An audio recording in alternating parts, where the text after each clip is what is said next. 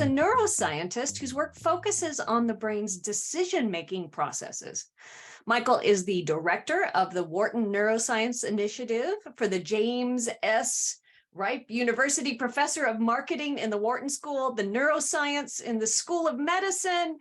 And how many titles are there, Michael? How do you do this? How do you go to all those meetings? That is the sad part. There are lots and lots of meetings. So if we can learn if we can get some takeaways from this this online event here, that would be really great to help with those meetings, because they're not all perfect. You've got to, but I know you know some of how to make them more perfect, and he's captured it. So if you haven't seen it, Michael's also the author of The Leader's Brain: Enhance Your Leadership, Build Stronger Teams, Make Better Decisions, and Inspire Greater Innovation with Neuroscience, a 2020 publication. So I am thrilled, I am delighted, I am tickled pink and purple and blue and all of the colors of the rainbow that you have joined us today. Thank you so much, Michael. Thank you, Zab. Take it away, it's yours. Thank you, Elise. It's really great to be here. So great to see everybody. And if you feel comfortable, it'd be really wonderful to have you turn your cameras on too. So we've probably got about a third of the folks now with the cameras on. I understand that sometimes it's not really something you can do, but if you can, it makes the experience that much better for all of you, but especially for me, because then I'm not, now I'm talking to real live human beings rather than just names in boxes. So thank you.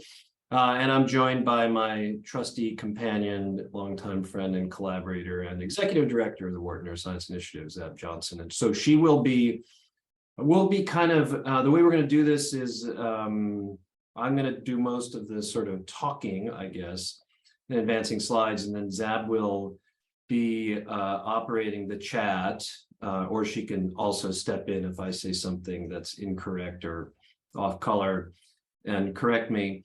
And so we would encourage you to be as interactive as possible. So if you have questions, comments, there'll be a few moments on my second slide, in fact, where I'll ask you to throw some input into the chat, not a formal poll or anything like that.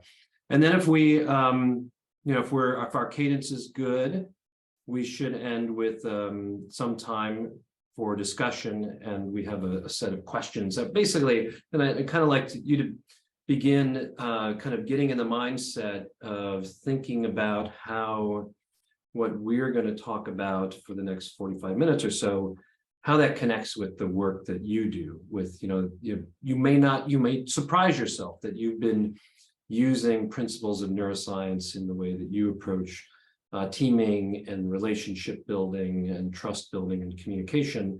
And so there'll be an opportunity for us to all learn from you. And that's actually, for Zab and me, one of the real, what we get out of this is the opportunity to hear what you all are doing and the challenges you face and some of the solutions that you found.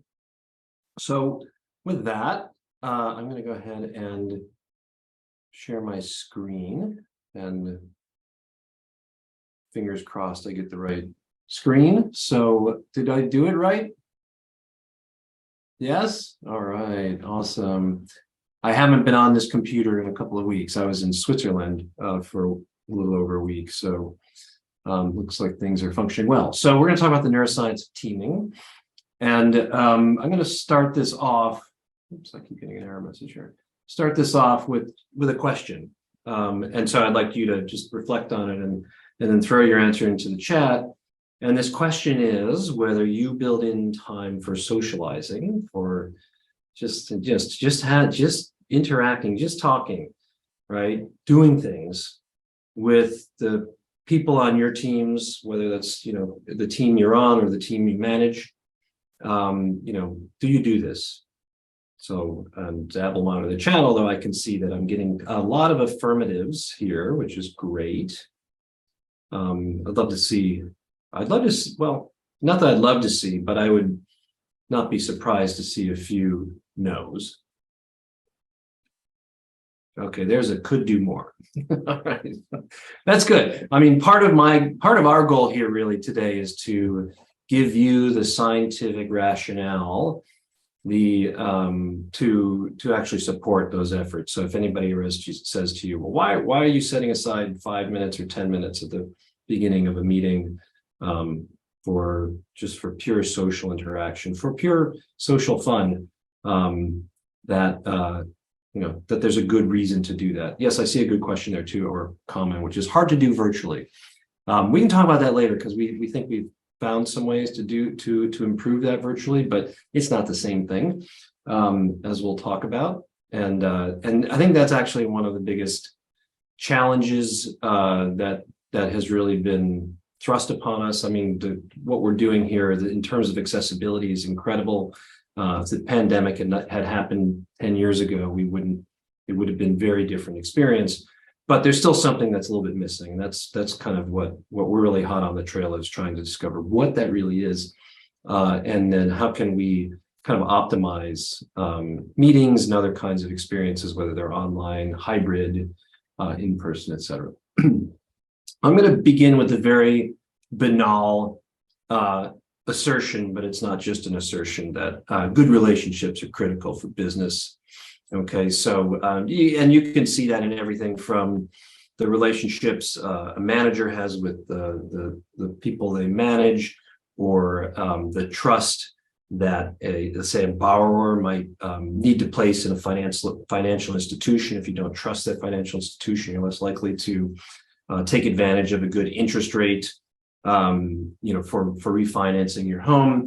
Here's one I love. This is from, about a decade ago, from Google's Project Oxygen, in which they basically just ask Googlers, what makes a good manager? What makes somebody good at that? And you write down all the words that you think, and then they do statistics on the words. And what it turns out is that good managers have good social skills.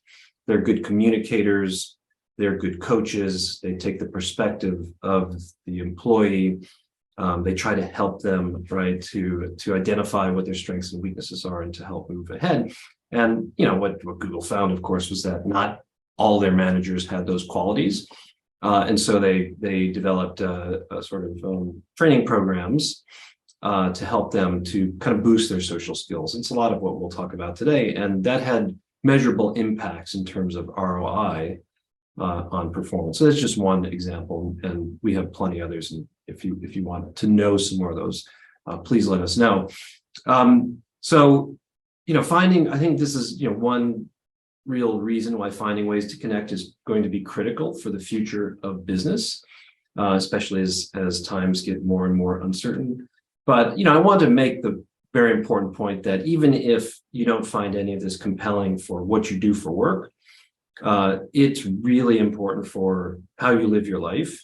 So we now know the data is really incontrovertible that finding ways to connect is critical for your well-being. So we know that people who have stronger social support, who have more friends or deeper friendships, better relationships in the world, actually live longer, healthier, and happier lives. And they also make more money because of the ways in which we already discussed that having good social skills gives you an edge in business.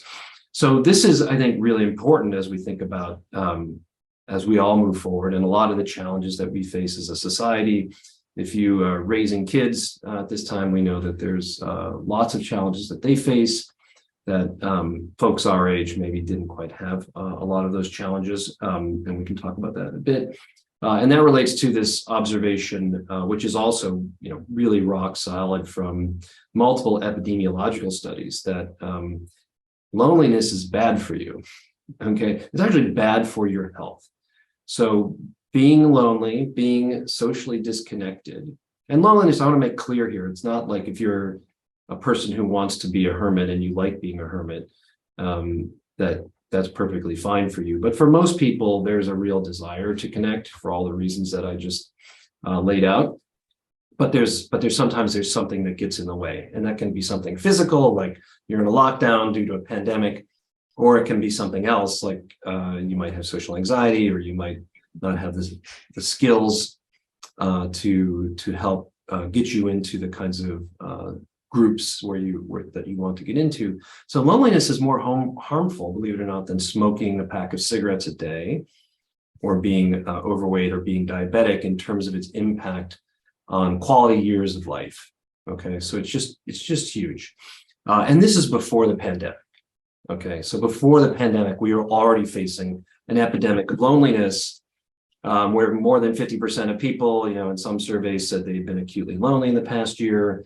Right in the year before the pandemic, something like 20% of young people age 18 to 24, 25 said they didn't have a single friend, if you can believe that. I mean, it's just so painful to hear. And then we know this just skyrocketed during the pandemic, where rates of anxiety, depression, suicidal thoughts, deaths from drug overdoses, alcohol abuse, all kinds of different self-destructive behaviors really skyrocketed, and it was directly proportional to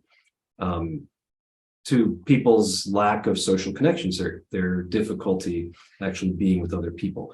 So for all these reasons, I think business, but also for life, frankly, we should all be focused on trying to understand ways in which we can do a better job of not only connecting ourselves, but helping the people around us to make the connections that lead them to healthier, happier lives that are also more successful lives as well. And all of this evidence really, highlights the fact that social connection, social support is one of the defining features of the human adaptive toolkit. It's what allows us to do what otherwise would be impossible to do alone, to build institutions, to build skyscrapers, to go to the moon, to discover new things, to learn from each other. So these are skills. This is a sort of mindset, an adaptive toolkit, as I said, that is really, I don't want to say unique, but it reaches its zenith really in humans. And a real discovery over the past 15 or 20 years in neuroscience that is completely aligned with that observation, that we are literally wired to connect. So each and every one of us has within our heads what we sometimes call the social brain network. So these blobs here on these different sections of the brain. So the one on the right is if you took my head, sliced it down the middle, and pulled off this side, you're looking in. Or if I were laying down this way and you this way, slice my head, and you'd be looking down at the top on the left. So those green blobs, you can think of as being kind of patterns of activity when you are interacting with another person. So looking at another person, talking to a person like we are right now, even just thinking about that person. And this social brain network is really, I don't want to say dedicated, but it is deeply engaged and possibly specialized for managing not only our moment-to-moment interactions with other people, but our long-term relationships with them. Okay, and this social brain network works by taking initially the sort of pixelated data, the information that comes in through our senses, and reassembles it kind of in the back of the brain, the sort of rearmost blobs, green blobs here, into images that say, oh, there's a person there. Okay, and then that information flows forward in the brain, and increasingly sophisticated computations are performed. Okay, and such as, is this somebody I know or don't know? Are they old or are they young? And then that information starts to sort of split into two streams, one that's a little bit lower in the brain, and we can think of it as being more emotional. Okay, so it's kind of tasked with trying to identify what another person's emotional state is. What are they experiencing? And that is available from data that's present on their faces, for example. So facial expressions. The only reason we make facial expressions is to tell other people's brains what we're feeling. Okay, and we also get information like that, emotional information, but from posture, from tone of voice, from the vigor of our movements and things like that. That information flows forward in the brain until it kind of reaches a part that's kind of right here. That is, and when that area is activated, that actually is what results in empathy or emotional resonance with another person. And we know that the stronger the activity that's there, the more likely you would be to help a person who needed help, or who was in pain or in need. And you'd see the strongest activity there for presumably somebody you love. Okay. So that's sort of this emotional stream that can end in empathy. And then there's another stream that's a little bit higher up in the brain. You can think of it as more cognitive. And this stream is tasked with trying to figure out what another person's mental state is, not their emotional state, but their mental state. So what are they paying attention to, which you can deduce from where they're looking, where their head's pointing. And therefore, what might they know? What might they not know? Are they knowledgeable? And then more sophisticated computations, like, especially if you've interacted with them in the past, are they trustworthy, right? Do they follow through on their intention, their stated intentions? And that information then kind of gets to the front of the brain and interacts with this emotional information to inform the calculation of what we call value signals, kind of about right here. And these value signals inform our brain's decision-making apparatus, okay, to tell them what's the best option that I have in front of me. Okay, and if I'm interacting with a person, should I approach them, avoid them? Should I help them? Not help them? Should I trust them, work with them, cooperate with them, learn from them, right? And then, of course, our brains are smart. Our brains are not static. Our brains learn from experience. And so there's another process that begins, which is calculating an error signal, the difference between kind of how we expected that interaction would go and how it actually went. So what's that delta? What's that difference? And that delta is fed back into the whole system to make it work better the next time around. I guess that's your social brain network in a nutshell. Every single one of us on this call has this, and it works in our heads. Even if you're an introvert, you've got it, and it works the same way it works in everybody else. It just might be tuned a little bit differently. And really remarkably, we now know from data from the last 5 or 10 years that people who have stronger social support, in particular, people who have more friends, have a bigger social brain network. It's literally bigger. So the thickness of each of those little green blobs, right, they're a little bit thicker, which reflects more connections between neurons. And the connections between those areas are a little bit thicker, which implies that information processing is a little bit deeper. More information might be stored. It might be more efficient, right, a higher capacity. Okay. And then you might be thinking to yourself, well, is this just fate? Like if I was born with a sort of, I don't know, a small social brain network, am I kind of doomed to have, fewer friends? And I think that's a strong picture to paint. I mean, we do know that there are genetic contributions to the biology that each of us carries around in our heads.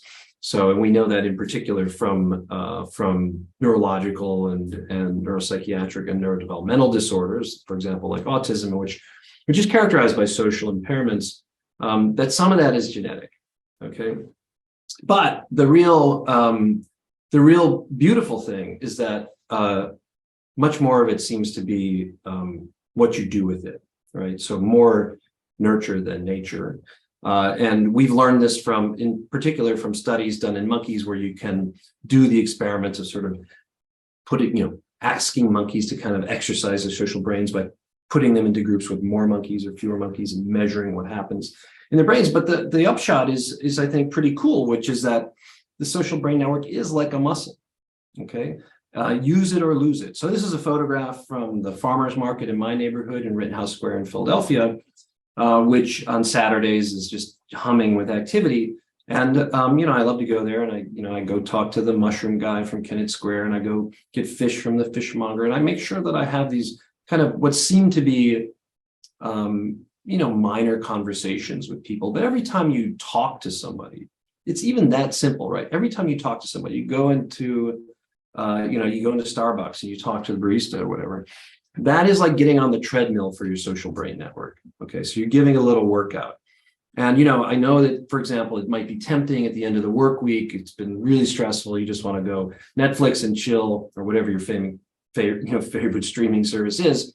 But you're missing out on an opportunity to get out there and really interact with people. And so, again, this is a real take-home message one, sort of take home message number one here, which is that each and every one of us can make our social brains work better by exercising them. And this is also, I think, in terms of management, a really important tool for improving the function of the teams that we manage, because if we give people the opportunity to actually interact in a fun and safe way, and we can talk about what that might look like, we're giving people an opportunity to grow, to rewire their brains, to make them work better when we have to actually rely on them to get something done, right? To solve a problem, to execute a task or a program that's important for the work of our company. Okay, great. So now you all know you should, after this meeting, hopefully you're going to get out there and you're going to use your social brain networks. You're going to exercise and you're going to get out there on the treadmill for your social brain network. But now let's talk about moment to moment. How can you use your social brain most effectively and most efficiently? So we might title this, How to Get the Most Out of a Meeting, right? So imagine you're going into a meeting. How do you make sure that your social brain network has access to the very best data, okay, that it can, so that you can do the most with it?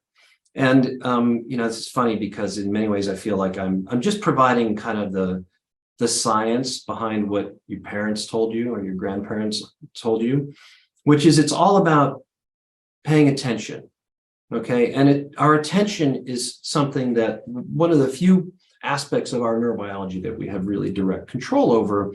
And what we pay attention to gets preferentially processed in the brain. So it turns out that you can only see about the width of your thumb at arm's length, okay, clearly. And everything else is blurry, and that's why we move our eyes around. So if you're looking at the screen and you're trying to see what's going on in each of these boxes with all the people, you're moving your eyes around. So wherever you're looking at that moment is the volume is turned up, okay? And the volume, whatever you're not looking at, is turned down, okay? In fact, when we move our eyes from one place to another, we're actually blind while our eyes are moving, and then we start to see again when our eyes are steady. And so our brains are kind of stitching that all together and making it seem like we have this perfect, high acuity, really beautiful, clear representation of everything that's out there, but it's just not the way it works. So wherever we're looking is preferentially processed. And then again, here's a really, really important, observation. You go into a meeting in the real world, you go into a meeting conference room, and you think you're really slick, and you've got your phone, and you take your phone and you're like, I'm gonna put it under the table and check my messages, right? I'm gonna start texting. And you can see, where are my eyes right now? Okay, I'm looking, I can't see a thing of what's going on with all of you. I might as well have my eyes shut, right? So you just can't multitask like that. You cannot get really clear information about what other people might be thinking or feeling that's not obvious in what they're saying, especially if they're not talking at the moment. So you really need to devote your attention to the people around you in a meeting. I mean, actually some people, and I've done this, in my own house, at dinner time, you have like a little basket and you ask people to put their phones in there so they're not distracted. They actually pay attention to the people around them. Okay. Now, if you're thinking clearly here and you're paying attention, you're going to say, hey, but what about what we're doing right now? We're in an online meeting, right? Where we don't have three-dimensional live human beings. They've been compressed and smushed into these little boxes here. And I've got 1, 2, 3, 4, 5, 6, 7 I guess I've got something like 49 boxes on my screen. So each of you is in a tiny little box. And what would be clear information, right, about you is degraded, right? It is not as clear as it would be in the real world. It's much harder for me to see, whether somebody's blushing or not, or perhaps harder to read your facial expressions if you're not actually on video. I don't know what's going on with you. For those of you who are wearing glasses, you might have your eyes shut. It would be very difficult for me to tell, right? So it's just really that much harder. And the more windows that you have, right, the smaller each person is and the more separated they are. And that just increases the challenge, which I think is, as we think about, and part of this, the objective of this overall new rules for work is to kind of like, not to say throw the baby out with the bathwater in terms of technology, but how do we use it in the right way to be most effective? And so I think what this says is that if you can limit the number of people in a meeting to just those who are most relevant, then you're going to be able to get more information about each of them, right? Or perhaps rely on speaker mode rather than gallery mode on certain occasions so that there's a bigger representation, more visual information about the person who's speaking. But then, of course, you have to be a good moderator, an effective moderator, and not let that meeting get away from you. Another feature of online meetings is just the geometry of the camera, right? So, the camera typically, like mine, the little green light at the top of my screen, is up there, and yet all of you all are down here. And so that presents just a challenge in geometry. If I want to look at Katie Hill, for example, if I'm looking at you, it probably doesn't look like I'm actually looking you in the eye, right? You're probably seeing the top of my head. If I'm looking at Jeremiah, then it's even worse because he's a little bit lower down. And this is really, really frustrating because our brains anticipate making eye contact. We make and break eye contact at a specific rhythm during our face-to-face interactions. And as we'll talk about, when we make eye contact, our brains begin to synchronize, which is a sort of magical thing that happens and is associated with cooperation and teamwork and closeness and trust. But how do you do it, right? There's just nobody's built a system that can correct for yet. Technologically, the engineers, we've been talking about this for a decade, I think, this engineering challenge of being able to kind of redirect my gaze to align with the gaze of anybody else here on the screen.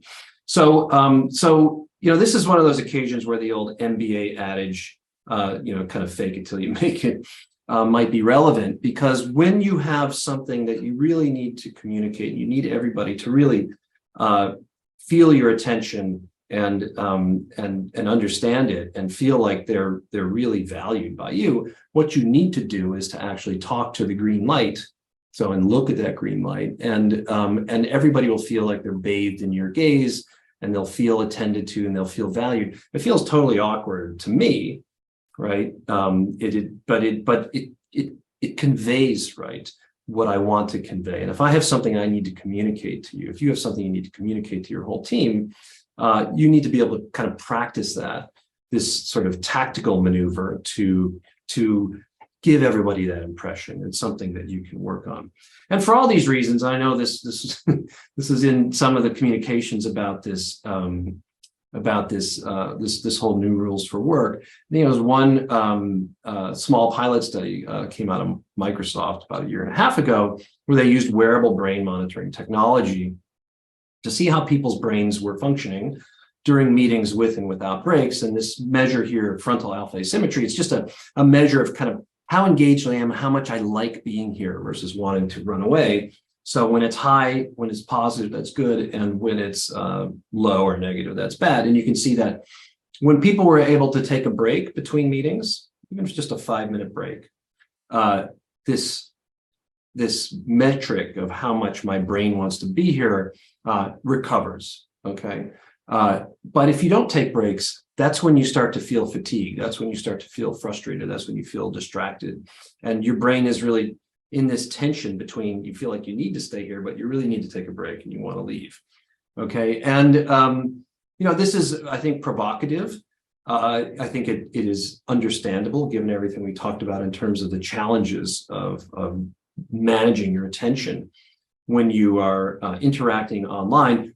Zab and I are engaged with a large project right now to add a lot more data and a lot more nuance to this by measuring brain activity in hundreds of employees in a large company while they engage in online, in-person, hybrid meetings with and without breaks and of very different lengths of time. So we can kind of try to understand ways in which we can optimize meetings, meeting style, meeting duration, who's on a meeting, how many people are on a meeting, to make sure that we all have the best experience. So I would say stay tuned on that.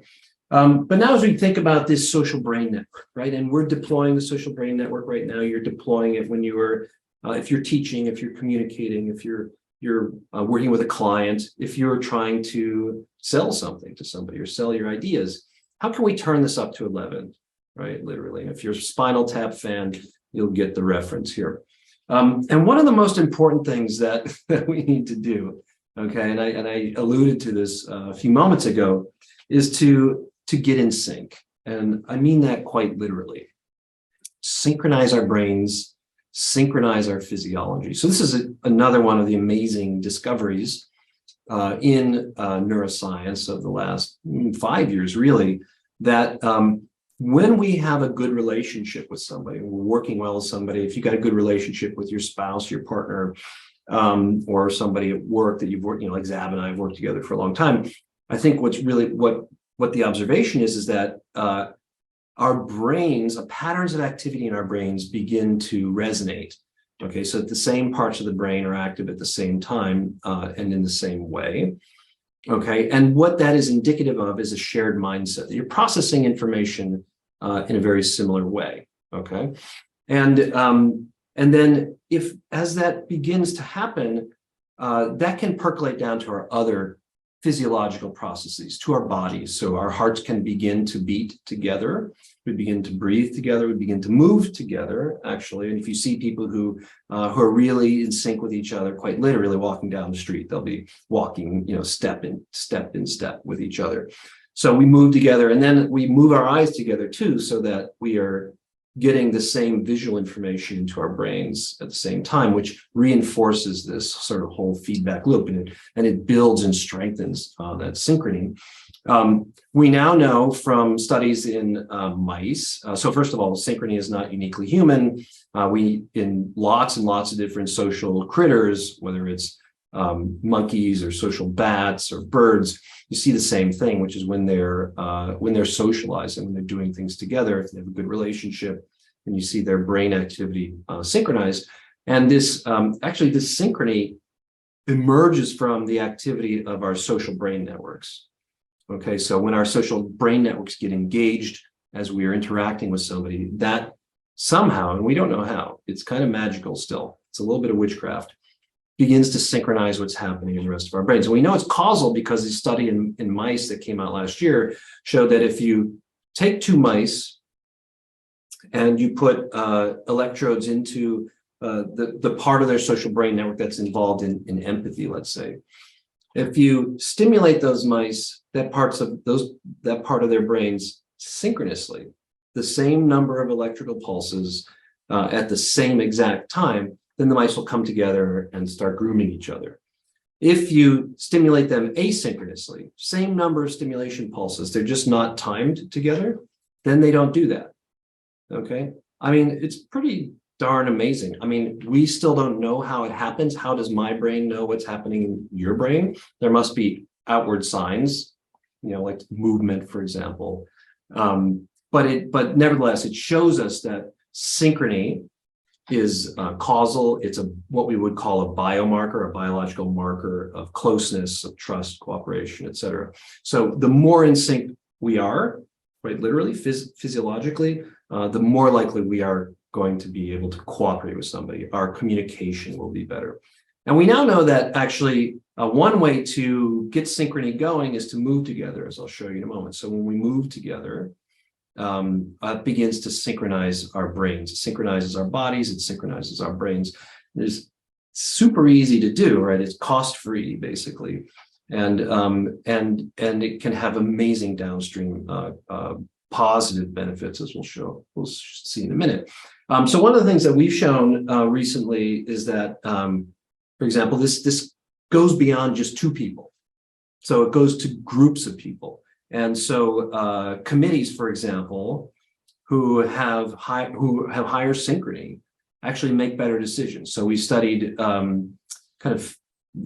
ersatz committees. So we grab students sort of off the street, off campus, and bring them in. They don't know each other, and they have a really challenging problem, which is they're like a hiring committee, and they each get a sheet of paper that has some information about a candidate. And there's some shared information distributed across everybody, and then everybody has some unique information. And you can't actually solve the problem. You can't make the right hire unless all the information gets introduced into conversation.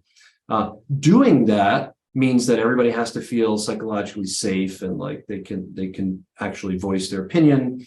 right? And they also have to be able to take the perspective of others and know that, oh, other people don't know what I know, so I should share this with them, right? And so it turns out, yeah, having higher synchrony across the entire group enables those conditions to happen, and they're more likely to reach consensus and make the right hire. Committees who are not in sync either never reach consensus because they're arguing, right? Or they don't make the right hire because all of the information doesn't get shared across group members, okay? As I was kind of alluding to before, mirroring, moving with other people actually gets our brains in sync. So when we have a good relationship with somebody, as you'll see, just observe people who have a good relationship, you'll see that they kind of adopt the same postures at the same time. They might turn their head at the same time. We know if you go into a job interview, for example, and you subtly mirror the behavior of the person who's interviewing you, you're more likely to get hired and you're more likely to get a higher salary. But you can't go too far because our brains have BS detectors, right? Our social brains, and they can figure it out if you're trying to game it. So you can't kind of overdo it. But if it's genuine, if you feel it, right, you got to really feel it. It's like method acting. That's why method acting is so important, because you really have to be sincere and you have to feel it. But when it happens, you begin to mirror each other. And we now know that literally moving together, okay, as you see in drumming together, dancing together, singing together, synchronizes our brains. And that's probably the reason, as an anthropologist, I'm an anthropologist by training, if you look across all human societies have some rituals, some mechanisms, right, where you move in time, whether that's in the army and you're marching, right, it's basically to build trust between all of the people who are in that military unit. Other activities, they're all there, I think, to provide the glue, right? This synchrony is the glue that allows us to work together so that we're not in conflict and we're actually cooperating. Actually, a really wonderful new area of application, if any of you are in medicine, is that when clinicians mirror the movements of their patients, this systematically and linearly increases trust in the clinician and in actually the whole health system, and reduces pain.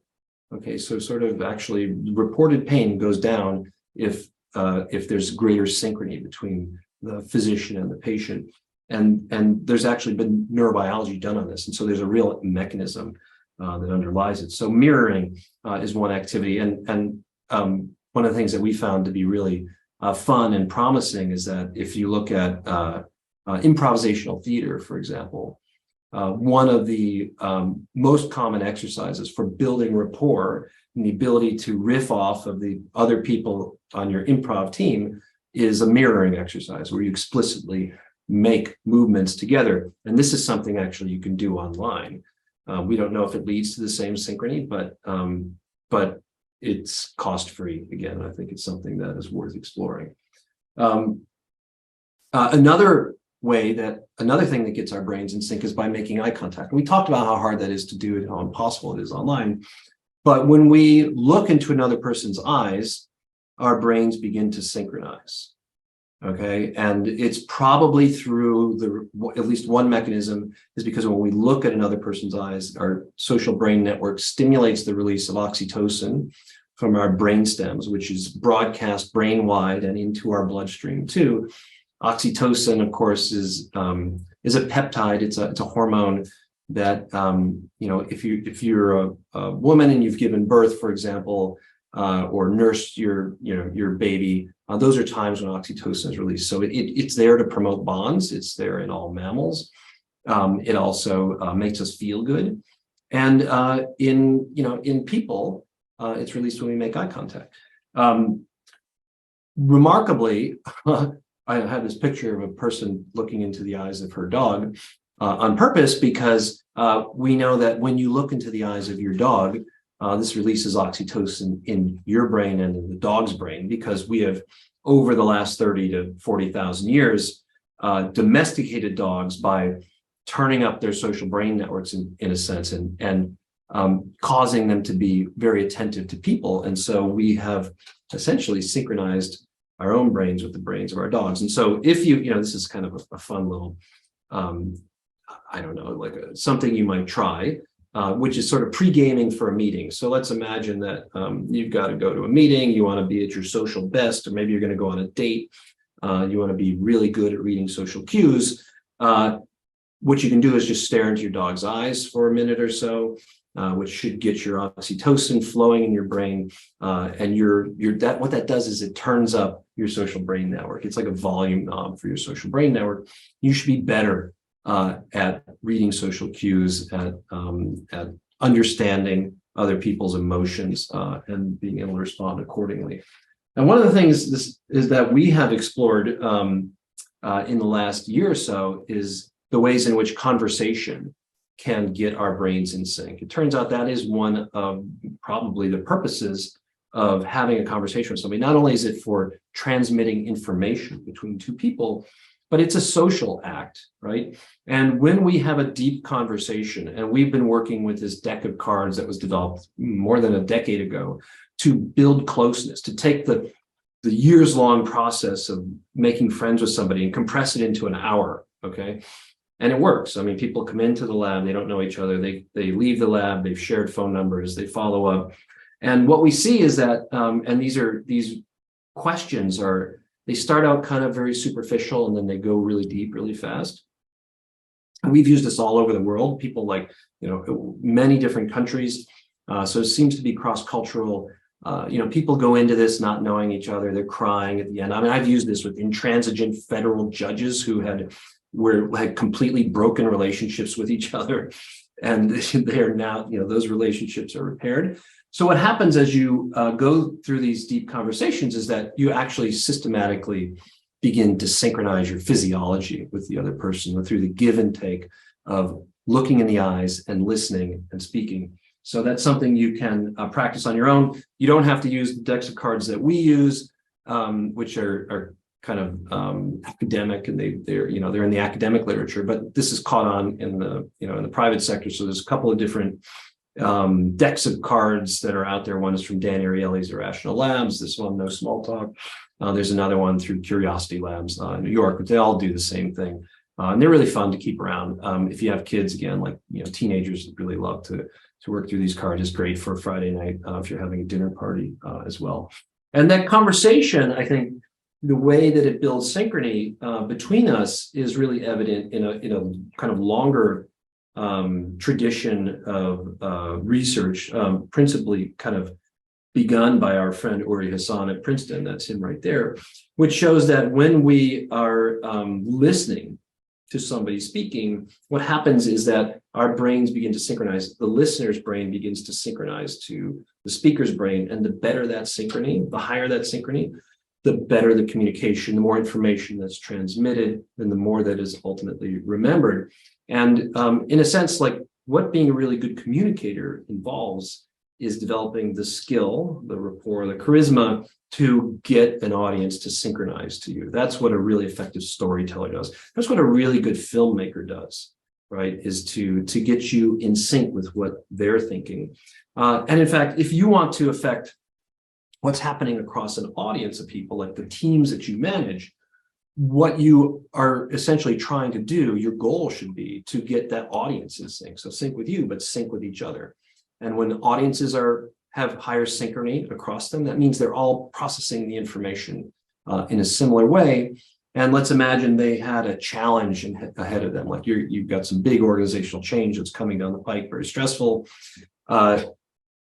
Getting your team in sync, right, is going to put them in the best condition to execute on what might be a challenging plan that you put in front of them, right, to make the course correction, for example, that might need to be done, which is incredibly common right now. And if you want to get your audience in sync, right, this sort of how you might be thinking, well, what's the best way to do that? Okay, and really, again, you've probably heard this a million times, but the data is very clear, which is the most important thing you can do is to keep it simple, right? So this is from a study that was done by our friends at Kellogg, Moran Cerf and his team, where they wired up people who went into a movie theater. So they put wearable brain monitoring devices on them. They had them watch a bunch of different movie trailers, and they measured brain activity. And the higher the synchrony across the audience, that predicted better ticket sales across the entire United States for the next month. Okay, so really remarkable. You can take a small group of people, focus group, put them on steroids by measuring synchrony across that audience. But what was really amazing about this study is they were able to kind of reverse engineer ads, reverse engineer persuasive communication to try to understand what makes them most effective, what creates the most synchrony across the audience. And it's really about simplicity. Okay, so if we look here on the left, we're just looking at, on the x-axis is synchrony, brain synchrony, going from left to right. And on the y-axis is just the number of words that were spoken. Okay, so more words does not mean better communication. It means worse communication most of the time. Okay, if you can say the same thing with fewer words, it's easier for people to comprehend, easier for them to pay attention. It's less attentionally demanding, right? And it's going to be more effective at synchronizing that audience, which in the case of persuasive communication, that leads to higher sales. On the right, similar, sorry, I got a little beeping outside. There's a little bit of work going on outside my office. Brain synchrony on the x-axis, and on the y-axis is visual complexity. Okay, so think about, and you can see a very clear relationship. The simpler it is, the fewer things that are on the screen, the greater the synchrony. Again, it's easier to draw your audience's attention to what you want if there are fewer things there. Think of the worst PowerPoint slides you've ever seen, right? Where there's like 50 bullets and there's some watermarks and some flaming logos and slashes and other things going on and animations. All that is distraction. Okay, so if you want to be an effective communicator and harness the synchrony, harness the power, the collective wisdom and energy of your audience, you need to be simple, right? So it pays to invest the time and effort that it takes to craft effective communication that uses, this poetic, that uses the least words possible and is most sort of simplistic aesthetically, right? To communicate that information. So I see that I'm running a little bit behind, so I'm going to kind of speed things up a little bit now. So I'm going to talk about these two, we talked about these two streams in our brains. One is this kind of cognitive stream that's about trying to get inside the head of another person, think about what they might be thinking, knowing what do they want, what do they need, are they going to cooperate with me? So you really need to get, what you're looking for is the ability to read minds. How great would that be as a business leader, for example, if you could read the minds of the people on your team or read the minds of your customers? Well, it turns out each and every one of us kind of has that ability. We're kind of a little bit like Professor X. In neuroscience, this is called perspective taking, right? So that is getting outside, shifting your frame of reference from your own to somebody else's, right? So here, the guy who is trapped on the, on the desert island, come back. Oh no, something happened here. No. Oh, wow, PowerPoint just crashed. Uh-oh, I'm sorry about that. Zeb, talk. Right, we can all just now watch your email. Yeah, I wonder what's in there. Hopefully nothing really. It's because PowerPoint was listening and you said that you were running short on time. So I decided to play the ultimate, the ultimate prank, right? Yeah. Oh, you think you're running over time? I've got a new one for you. So one question is whether you see my slides or not. Not yet. Okay, so I have to share them. Got it. So, okay, so there we go, right? You got it? Got it. Okay, perspective taking. The guy on the island is like, oh, I got a boat, I'm safe. The guy on the boat is like, land, I can get off this boat. So it all depends on where you're coming from. Most of us do this quite naturally. And in fact, animators, filmmakers have really hijacked this ability a long time ago. And here is a really great example of that from this commercial that I'm going to show you. It's my favorite commercial of all time. So just take a look at it and see what you see.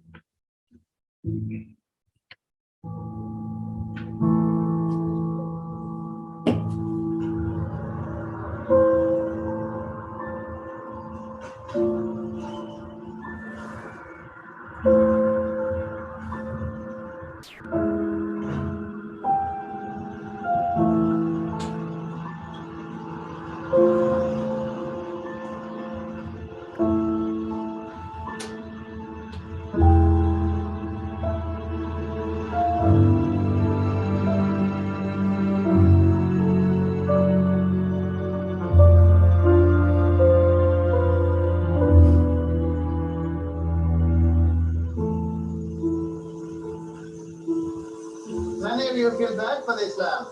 That is because you're crazy. It has no feelings, and the new one is much better.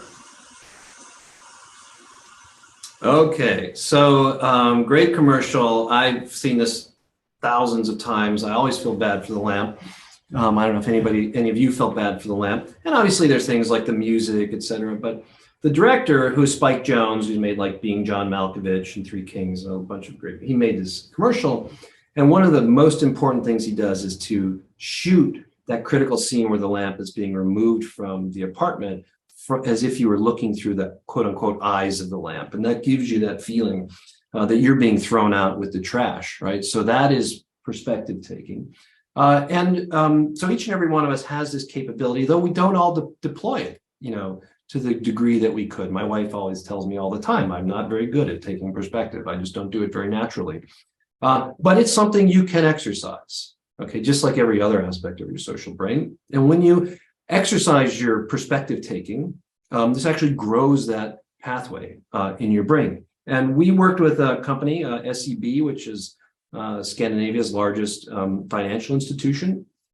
We train bankers on perspective taking, just taking 5 minutes a day to imagine a business interaction they had, or even an interaction they had at home in the last week, and just write down how it looked, 5 bullet points from their own perspective, and then try to vividly imagine what it looked like from the other person's perspective. If you do this every day for a month or so, and these are studies that have been done by Tanya Singer, showed that this amplifies that pathway, grows that pathway, and you lead to actually, it allows you to take perspective better. So people's, what we call theory of mind and capability goes up. So this is, again, very low cost, very high return, something you can do for yourself, something you can do for your the people who work on your teams. Unfortunately, there are some things that actually turn down our ability to take perspective. One of the most important and really pernicious is power or status. So if I asked you to snap your fingers 3 times fast and write the letter E on your forehead, go ahead and try it. Go ahead, give it a shot, write the letter E. Okay, so what you see is that people will write it either so they can see it or so that other people, the people who are looking at them, can see it, right? And so it's from either your perspective or another person's perspective. And it turns out that being high up, being in an organization, being higher status, leads you to be more likely to write that E so you can read it. So you're not taking into account that somebody else sees it in a different way. So this is something that is pretty challenging. We now know from a number of studies that being higher status, whether that's in a group or even higher socioeconomic status, turns down your social brain. It literally turns down activity within it. You're just paying less attention, you're getting less data into it. And so we need to find ways to kind of flatten the hierarchy, I think, to maximally take advantage of our perspective-taking capabilities. Zab and I did this a decade or so ago back at Duke when we were running an institute there. Clinicians at Johns Hopkins have implemented a program a couple of years ago to try to flatten the hierarchy by giving everybody the same length white coat. It turns out that the longer the white coat, the higher status you are. And the people with the long white coats don't listen to the people with the short white coats, and that can be a real problem for clinical outcomes. I don't know what's actually happened with this program, but I think it's a good example of trying to find ways to kind of minimum de-emphasize hierarchy wherever possible. In addition to perspective taking, we also talked about empathy, and I'm going to try to end here. So this is the sort of complement in terms of science fiction, where I draw a lot of my inspiration. Star Trek: The Next Generation. So Deanna Troi was the great empath. Empathy is really important. It's becoming more and more important. So trying to understand how other people feel, what their lived experience. But it's a real challenge. It's a challenge for executives. So a lot, CEOs are saying that, they find it harder and harder, even though more and more employees want more empathy from their leaders. And a lot of CEOs think it's kind of just scary, right? I mean, they feel like they'll lose respect if they display emotion, if they are vulnerable and authentic. And it should be very, very clear to everybody here that how we understand other people's lived experience, in particular with respect to diversity, equity, and inclusion, is going to depend on the social brain. And there's actually now, the data is very, very clear on this from a neuroscience perspective, that the way our social brains respond to other people, kind of at default, if we're not thinking about it, and we just interact with them, depends on whether they're from our own group or not. So I'm going to show you a couple of videos made by a former postdoc of mine for his own PhD thesis work when he was doing his thesis at Peking University, and he spent about half his time at Stanford. He was really interested in implicit bias, right? That's what we're really talking about here. So I'm going to show you a couple of videos, and I just want you to watch them. So here's one. I should have given you a trigger warning. So there's one, and here's another one. Okay, so first of all, nobody was hurt. These are fake needles. They're blunt. They push back up into the syringe. And there are other videos where the women actually made painful facial expressions. Now, what was really interesting about the studies that were done here, and they've been, you can see that one woman is Caucasian, one woman is ethnically Chinese, and this has been done with Black and white Americans, Hispanic, et cetera, Latino. If you ask people how they feel, everybody says they feel pain for the woman in the video. Oh my God, that looks painful. I feel so bad for them. But what's been found time and time again is that their brains tell a different story. So the kind of default brain response is one that is selected for your own group. So if this is basically pattern, this is activity in the brain empathy area. Then you can see on the left that in Chinese observers, this is a big brain empathy response to seeing a Chinese woman's face apparently pierced with a needle, but not Caucasian woman's face. And it's the exact flip side to that in Caucasian observers, big brain empathy response for somebody who looks like me, but not for somebody who doesn't look like me. This is implicit bias alive and well and in the brain. There was a great article in the New York Times today kind of talking about the fact that despite 60 years of work in DEI, that the tangible benefits have not really been there in the workplace. And in fact, there may have been some backlash. And this is probably a big part of it, because how we respond to people kind of just in moment-to-moment interactions is not very reliably changed by kind of being conscious of the fact that there are differences and there are systemic inequities, et cetera. But, I'm here to tell you it's not like we're all just evil, right? In fact, this is just a part of the way our brains work. It's built into the mechanisms of how brains make sense of the world, which is through statistics. And we know that animals show these biases as well. So rats, for example, show empathy for other rats. It depends on exactly the same part of their brains as our brains. And so here's how this works, is one kind of task where rats will work to rescue a rat, to release it from a tube that it's in, and it doesn't like being in that tube. But who a rat helps depends on who it grew up with. So a white rat raised with white rats will help a white rat, but not black rats. A white rat raised with black rats will help black rats, but not white rats. And a white rat raised with a mixed group of black and white rats will help all rats, right? So that tells a big story, right? And it's because our brains learn who's part of our tribe. They learn our own identity by the pattern of interaction we had growing up. So this tells us, to me, there's a real policy implication here, which is that diversity is not just an end result that we want. And there are lots of reasons why we want diversity in terms of increased creativity and innovation and representation. But diversity is a mechanism for equity and inclusion. So the earlier we diversify our schools, but even our businesses, the more our brains will adapt to and begin to include other people from other groups into our own self, our own identity, and the empathy will be more equitably distributed accordingly. And that's also shown here this is the study with the needle stick videos, which is that brain empathy response scales linearly with how often people reported interacting with somebody from the other race, the other ethnic group. And you see this all the time. This is another way in which this plays out, which is that, and this is something you can use to your advantage, which is if you're a sports fan, you know that, like I go down Lincoln Financial Field to watch an Eagles game, and you see people, different ethnic groups, different races, different even New Jersey, coming in, and they all put on green jerseys. Now they're ready to fight anybody who has a black jersey on or a red jersey for no reason other than we're all on the same team and we all want the same thing, which is an NFL championship. So being on the same team actually, it turns out, rescues empathy. If you have the women in those videos wearing red shirts and blue shirts, and you tell the person whose brain you're studying, well, you're on the red team, and the woman in the video is wearing a red t-shirt, but she's from a different ethnic group, it doesn't matter. Somebody's on your team, right? You put the emphasis on team, which draws attention to the fact that you have shared goals, shared values, you want the same thing, and you're going to work together to get it, right? That takes the emphasis off that default, which is like, you look different from me, right? So this is something you can deploy in your own work, is to emphasize wherever possible, hey, we're all on the same team, we have the same goals, we want the same thing, we're all going to work together. That's a way to kind of rescue, in a sense, the empathy that would otherwise be kind of suppressed by implicit bias.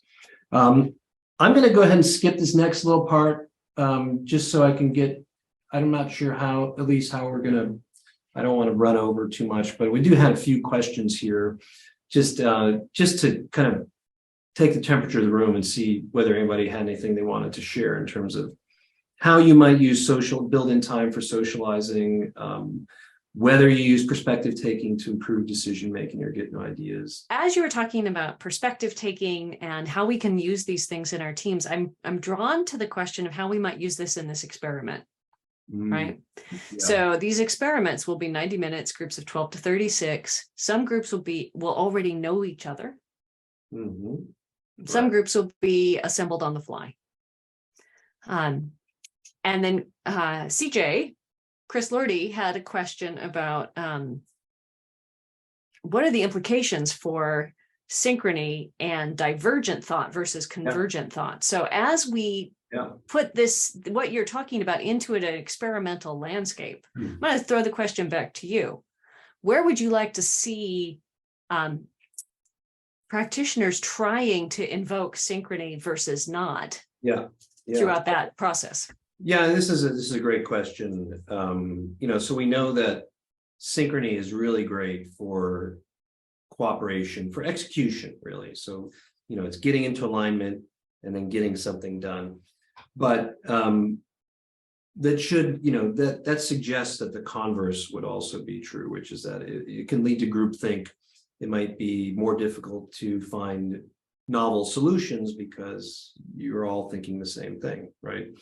And so that presents a really interesting challenge for management. Kind of, how do you get in and out of synchrony deliberately and adaptively and dynamically to achieve the goals at hand? So how do we kind of manage that in a way so that we can diverge to each of us access different trains of thought, different ideas, and then converge to identify what's the best solution, perhaps, and then run with it, right? And I wrote a paper on that with folks from Korn Ferry, which we published last year. You might want to look at that.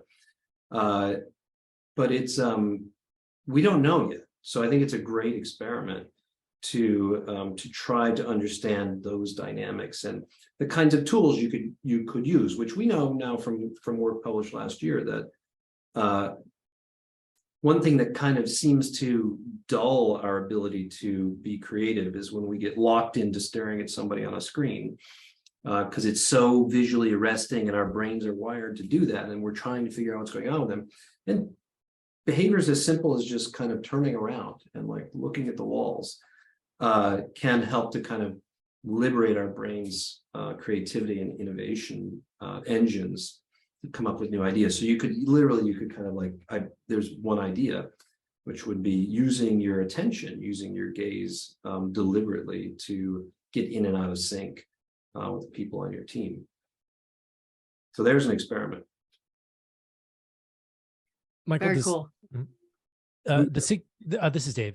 Hi, Dave. Yeah. Does synchrony have to do with a behavior we engage in, or if we all had the same virtual background, or if we had something that was shared in our background, maybe a piece of swag with the logo on it from the same company or something. I'm curious if that Yeah, would have the same effect. I share your intuition there. I mean, I think when, like when I go into the Apple store and all the employees are wearing the same gear, and there's this sort of omni-channel experience. And we've shown that people seem to be much more socially glued, Apple customers to their to that brand than are like, Samsung customers, for example. So, but that's a spectacularly interesting idea, like something that's shared like a background or a logo or something like that might be just enough to kind of turn the dial up. So that's another great experiment that, again, very low cost to try. I've actually seen that one done. There's a facilitator who's speaking tomorrow who has everybody come in, put in a black background and put themselves in black and white mode. Amazing dynamic shift. Yeah, amazing dynamic shift.